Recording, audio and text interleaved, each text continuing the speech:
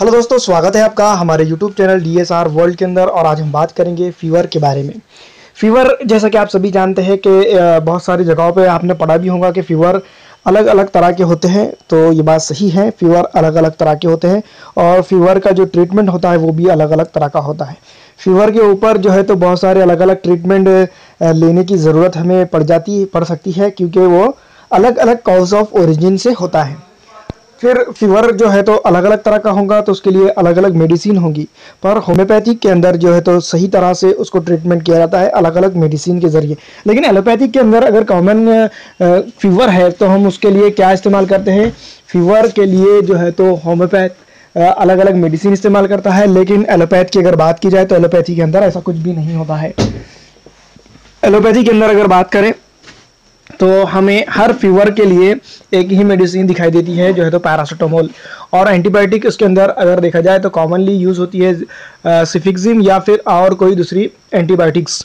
लेकिन एंटीबायोटिक्स का इस्तेमाल हम कब तक करेंगे दोस्तों, ये भी हमें समझने की ज़रूरत है। जिस वक्त हमें हमारी बॉडी के ऊपर अगर कभी एंटीबायोटिक्स का रेजिस्टेंट आ जाता है तो हमारे पास जो प्रॉपर हमें रिजल्ट चाहिए होता है वो नहीं मिल पाता है।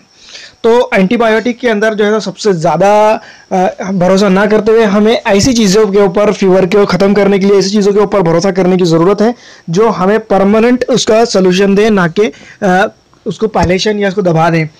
अब यहाँ पर सबसे पहले एक सवाल पैदा होता है कि फीवर जब अलग अलग है तो उसके लिए मेडिसिन एक क्यों हो? जब टाइफाइड फीवर है, डेंगू फीवर है, या फिर मलेरिया फीवर है, या फिर वायरल फीवर है, या फिर इन्फेक्शन का फीवर है, या फिर रेफर फीवर है, अगर ऐसे फीवर है तो अननोन को ओरिजिन का फीवर है, अगर ऐसे तरह के फीवर है, इस तरह के फीवर है, तो हम उसके लिए एक मेडिसिन किस तरह से ले सकते हैं? पैरासीटामोल कैसे ले सकते हैं? तो दोस्तों उसके ऊपर हम आपको बता देंगे कि पैरासीटामोल एक कॉमन सिम्टम्स के ऊपर दी गई एलोपैथी की मेडिसिन है।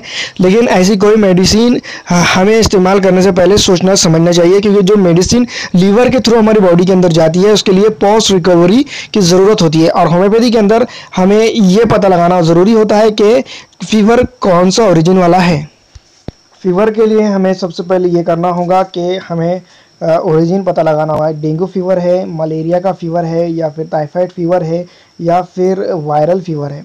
फीवर जो होता है 100 के ऊपर फ़ारेनहाइट के अंदर ऊपर अगर कभी चला जाए तो उसे ही हम फीवर का काउंट करते हैं। डेंगू के अंदर सबसे अब ये हो गया कि हमें डेंगू के अंदर फीवर, डेंगू का फीवर है, ये कैसे पता लगाना पड़ेगा?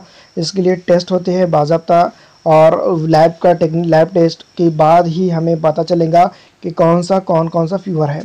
अब होम्योपैथिक मेडिसिन जब टाइफाइड फीवर के लिए किस तरह से इलाज करेंगी, और होम्योपैथिक मेडिसिन माफ़ कीजिएगा एलोपैथिक मेडिसिन उसके लिए किस तरह से इलाज करेंगी, ये यहाँ पर थोड़ा सा समझने की ज़रूरत है। वैसे तो फीवर को होम्योपैथिक ये बताती है कि ये कॉमनली फीवर होता है, जो हमें उसका ट्रीटमेंट अगर हमें करना है तो उसकी टोटलिटी हमें कंप्लीट केस को डील करना होगा। पूरा केस लेने के बाद ही उसके ऊपर हम सही तरह से मेडिसिन दे सकते हैं। और थेराप्स की अगर बात की जाए, थेराप्यूटिकली अगर हमें फ़ीवर ही ख़त्म करना है, सिर्फ फीवर को ख़त्म करना है, तो हमें बाज़ाब्ता फ़ीवर के लिए ही एक मेडिसिन देनी होगी, जिसमें बैप्टिसिया 30 के अंदर हम दे सकते हैं। उसमें भी फ़ीवर बहुत ही अच्छी तरह से ख़त्म हो जाता है। दूसरा रॉकस्टॉक्स, इसमें भी फ़ीवर ख़त्म हो जाता है। ब्राइन अल्बा, उसके अंदर भी फ़ीवर ख़त्म हो जाता है। लेकिन दोस्तों ये सब चीज़ें जो फीवर की जो मेडिसिन मैंने आपको बताई है, ये एक तरह से देखा जाए तो थेराप्यूटिकल है। इसका एक तरह से देखा जाए तो होम्योपैथी के अंदर इस तरह से मेडिसिन प्रिस्क्राइब करना का कोई बेस नहीं होता है। हमें सबसे पहले जो पेशेंट है उसका पूरा केस टेकिंग करना होगा, जो उसको बीमारी है उसके बारे में पूरा नॉलेज लेने की ज़रूरत है कि उसको क्या है। अगर हम लैब इन्वेस्टिगेशन करते हैं तो हमें सिर्फ इतना पता चल जाएगा कि उसके अंदर कौन सा फीवर है, लेकिन वो फीवर की तीव्रता, वो फीवर किस तरह से आ रहा है, क्यों आ रहा है, उसका मेंटेनिंग कॉज क्या है, उसे हमें ख़त्म करने की ज़रूरत होगी। फिर उसके बाद हम कोई भी ट्रीटमेंट उसके ऊपर ले तो हमें पोस्ट रिकवरी की ज़रूरत नहीं पड़ेगी। जिस तरह से अगर हम देखेंगे कि हमारे पास जॉन्डिस का फीवर है, यानी कि हेपेटाइटिस की वजह से जो फीवर आ रहा है वो है, तो उसके लिए हमें क्या करना होगा कि हमें सबसे पहले उसका मेंटेनिंग कॉज जो है तो लीवर इन्फ्लामेशन को ख़त्म करना होगा। लीवर इन्फ्लामेशन यानी फैटी लीवर को अगर हम ख़त्म कर देंगे, उसकी डिजीज़ को निकाल देंगे, तो ऑटोमेटिक इधर जो फीवर है वो ख़त्म हो जाएगा।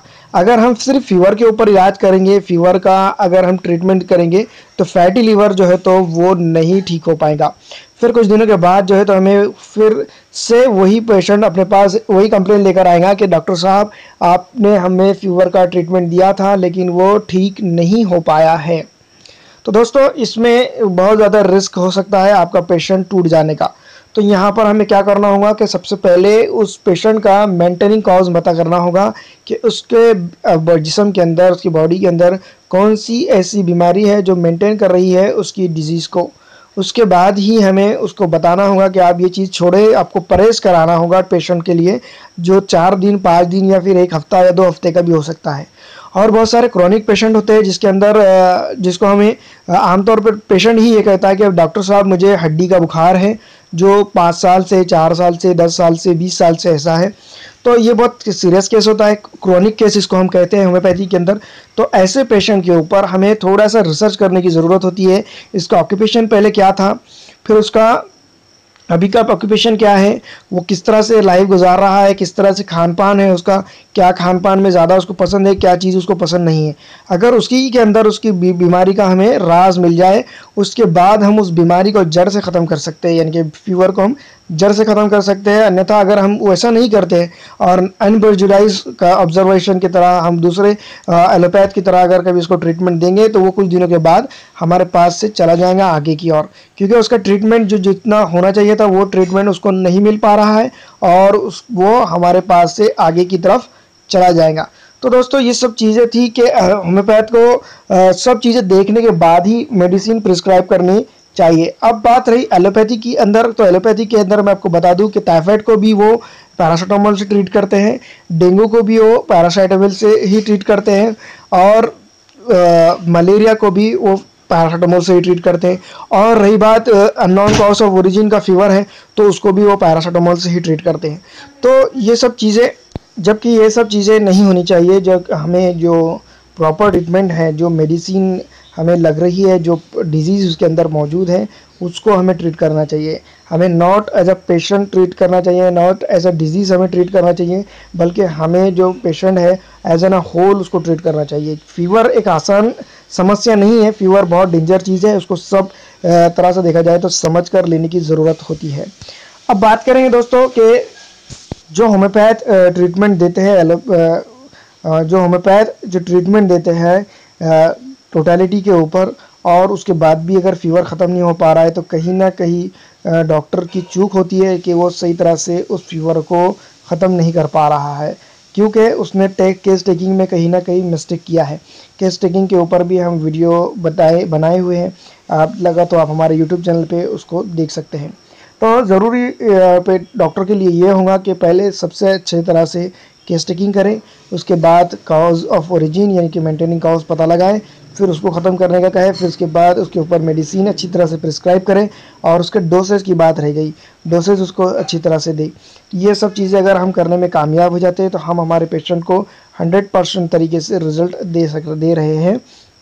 अन्यथा अगर कभी हम ये सब नहीं कर पा रहे हैं तो यकीन जानिए कि हम हमारे पेशेंट को ट्रीटमेंट नहीं दे पा रहे हैं और सही तरह से ट्रीटमेंट नहीं होने की वजह से हमारे पास से वो पेशेंट आगे चला जाएगा। अब बात रह गई दोस्तों कि हमें कौन सी मेडिसिन कौन से फीवर के ऊपर देना होगी होम्योपैथी के अंदर। होम्योपैथी के अंदर कोई भी मेडिसिन हम किसी को भी नहीं दे सकते, ये बात सबसे पहले देज़ाए नशीन कर लेनी चाहिए। बहुत बार ये होता है कि टाइफाइड के लिए भी हम बैप्टीसिया दे सकते हैं और डेंगू के लिए भी हम बैप्टीसिया दे सकते हैं और रेट्रोक्सटॉक्स भी दे सकते हैं, लेकिन यहाँ पर जब सभी चीज़ें सेम है तो फिर एलोपैथिक और होम्योपैथी के अंदर क्या फ़र्क है। यहाँ फ़र्क ये है दोस्तों कि हमें पेशेंट को ट्रीट करना है एज एन होल, पूरी बॉडी को उसकी, ना कि कोई फीवर को ही पर्टिकुलर। जबकि जो डेंगू का जो फीवर होता है वो वायरल फीवर होता है, तो हमें वायरल के लिए आर्सेनिक एल्बम यहाँ पर इस्तेमाल करने ज़रूरी होंगी। उसके बाद जो भी जिस तरह से भी फीवर होगा उसके ऊपर फीवर की मेडिसिन इस्तेमाल होंगी। तो दोस्तों इस तरह से अगर हम करते हैं तो ये चीज़ें आपको अच्छा होगी, मतलब फ़ायदेमंद साबित हो सकती है। उसके बाद अब अपने जो मेंटेनिंग कॉज में मच्छर भी मेंटेनिंग कॉज में आ सकता है, क्योंकि उसके आसपास अगर डेंगू के मच्छर हैं तो पहले हमें उसे ख़त्म करना होगा, और अगर मलेरिया के हैं, टाइफाइड के हैं, तो हमें उसको ख़त्म करना होगा, वरना हम ट्रीटमेंट करते जाएंगे और वो मच्छर उसको काटता जाएगा और उसकी इम्यूनिटी कमज़ोर होने की वजह से उसको डेंगू, टाइफाइड या फिर जो भी मेडिसिन, जो भी उसको डिजीज़ थी वो होते जाएगा। और होम्योपैथी के अंदर जो सबसे बड़ा इम्पोर्टेंट ये है कि पेशेंट की पूरी बीमारी देखी जाए तो ही ट्रीटमेंट होगा, नहीं तो अच्छी तरह से ट्रीटमेंट होम्योपैथी के अंदर नहीं होगा। वैसे मैं आपको बता दूं, फीवर के लिए पूरी इतनी कंट्रीज़ जो है, तो जो ग्रीन जो येलो दिखाई दे रहा है वहाँ पर सबसे ज़्यादा फीवर के पेशेंट दिखाई देते हैं, और सबसे ज़्यादा अगर फीवर के पेशेंट तो एशिया के अंदर ही ज़्यादा से ज़्यादा फीवर के पेशेंट हमें दिखाई देते हैं, एशिया खंड के अंदर, जिसके अंदर अरब हो गया, इंडिया हो गया, पाकिस्तान, ईरान हो गया, चाइना हो गया, ताइवान हो गया, बहुत सारे ऐसे रीजन के अंदर, और उसके बाद हाफ नॉर्थ अमेरिका भी अगर हम उसको काउंट करते हैं तो हो सकता है। दोस्तों इस जगह पर ये ज़्यादा फीवर देखने को मिलते हैं, ये अलग अलग वैराइटीज़ के। अगर आपको ऐसा लगता है कि हमें जो है तो अननोन को ओरिजिन ऑफ फीवर है और हमें ट्रीटमेंट लेने की सख्त ज़रूरत है, तो हमारा डिस्क्रिप्शन में जो है तो नंबर डाल दिया गया है, आप उस पर जाकर हमें व्हाट्सएप या फिर किसी भी तरह से जो आपको अच्छा लगता है उससे हमें कांटेक्ट करके हमसे आप अगर कभी ट्रीटमेंट लेना चाहते हैं तो ट्रीटमेंट ले सकते हैं। ये वीडियो में सिर्फ फिलहाल इतना ही, अगर अच्छी लगती है तो इसको लाइक और शेयर ज़रूर कर दीजिएगा। वीडियो देखने के लिए आपका शुक्रिया।